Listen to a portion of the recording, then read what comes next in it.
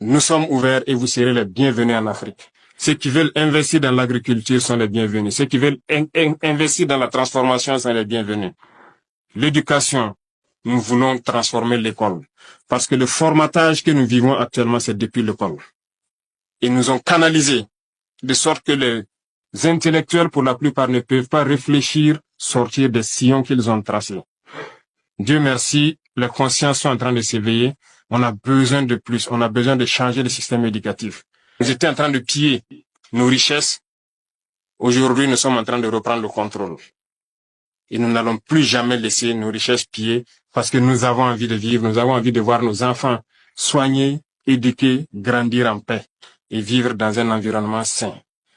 Donc, nous sommes ouverts et vous serez les bienvenus en Afrique pour développer votre continent, pour unir votre continent et passer le message de cette unité.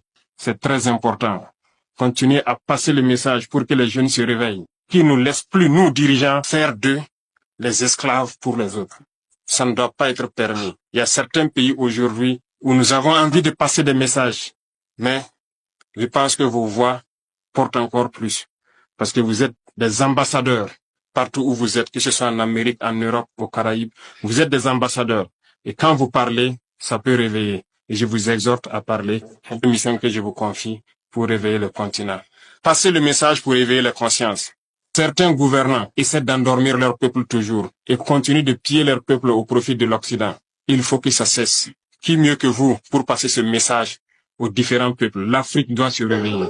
Les jeunes doivent se réveiller et ne plus permettre à ce que la même politique continue.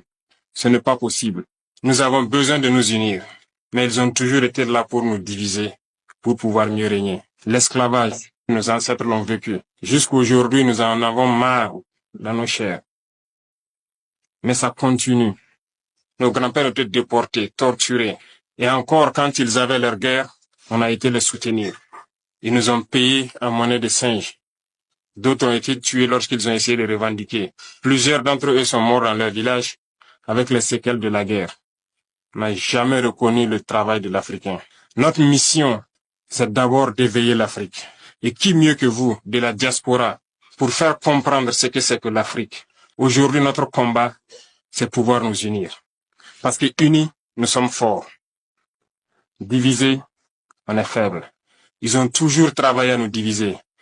Je vous exhorte à passer le message pour que l'Afrique puisse s'unir. Nous avons la chance ou la malchance de vivre la guerre depuis quelques années. Et à un moment donné, il fallait dire, c'est assez. Nous en avons marre. Nous avons pris nos responsabilités et nous nous rendons compte, aujourd'hui plus que jamais, que nous avons eu raison de prendre nos responsabilités. Parce que ces armées étaient installées ici, n'ont jamais pu, en aucun moment, surveiller notre territoire pour voir les terroristes qui venaient nous tuer et repartir, avec tous les moyens qu'ils avaient. Et lorsque nous avons demandé de partir, aujourd'hui nous avons pu acquérir un bon nombre de moyens qui nous permettent de faire notre guerre et d'éloigner la menace et de l'endiguer, je dirais. Nous avons pu équiper nos forces et reconstituer nos armées. Ça ne les plaît pas. Forcément, ils vont créer d'autres schémas. Mais nous sommes là et nous tiendrons, grâce à vous qui êtes loin. Nous tiendrons toujours debout parce que l'Africain, c'est la résilience. Nous avons assez souffert. La première chose que vous pourriez faire pour l'Afrique, c'est de passer le message positif. Assez de pillages, assez de morts. Il est temps qu'on s'unisse et qu'on travaille. Nous ne demandons qu'à vivre dignement, à vivre libre. L'Afrique est encore vierge. Tout est à faire en Afrique. Regardez comment nos villes sont. Nous pouvons aussi développer nos systèmes de santé, d'éducation. Nous pouvons tout développer. Voilà que dans cette diaspora tant riche, nous avons toutes les spécialités. Aujourd'hui au Burkina, nous sommes en train de réfléchir à mettre en place une université polytechnique, rien que pour former des ingénieurs scientifiques.